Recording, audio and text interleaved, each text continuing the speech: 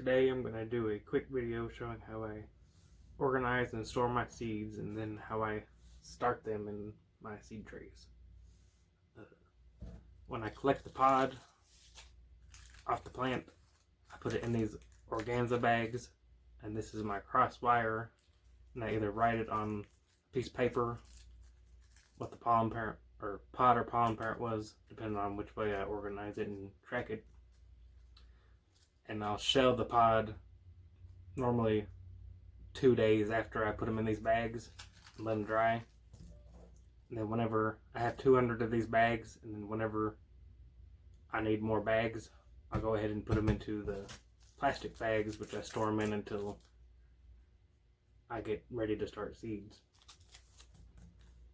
And I make these tags out of old blinds, and I print my numbers off on a P-Touch label maker. And I do my years alphabetically.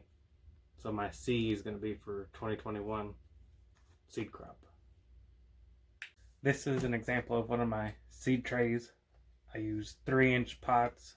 Each flat holds 18 pots. And they're in a little holder.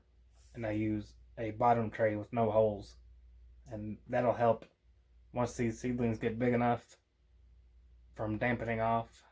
You just bottom water instead of top water, and it'll solve a bunch of problems. This year I'm using just topsoil from any big box store. I got this at Lowe's, and I mixed it with perlite and peat moss to give it more airy, fluffy texture.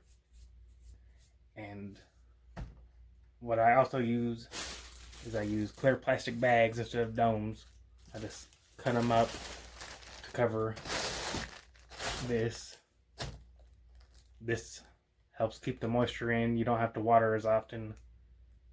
You really don't have to water at all until the seeds start popping up. Once they get maybe an inch tall, you can just take this off and just bottom water. You never have to water from the top again. And I also use just an old spray bottle and fill it with water, and I mist the top well before I put the clear plastic on to help the seeds rehydrate, because I don't store my seeds in the fridge anymore. I just let them dry completely and store them out on a counter. Here's one of my buckets of seeds. I'm just going to show you a quick up close thing. Let's see. This side, this is tetraploid seeds. You can see how much larger they are than the diploid seeds. That's not always true, but you can see the difference. And you can see how my seeds are dry compared to moist seeds that stay in the fridge. This is how I normally lay them out whenever I get ready to start them. And I'm going to show you how easy it is. You just open the bag, put your tag in, dump your seeds into your hand, and sprinkle them in. I try to spread them out. They don't have to be perfect. And once you get the whole tray done, I come back in. I leave about an inch of space from the top, and I'll add probably half an inch of soil on top of these seeds. Half an inch to an inch just to the top. And spray it with the water bottle until it's soaked well. And then cover it with that plastic sheet. Now that I've got all these seeds dumped out in these trays and labeled, I'll show you how easy it is to cover them up. Just cover it up with dirt.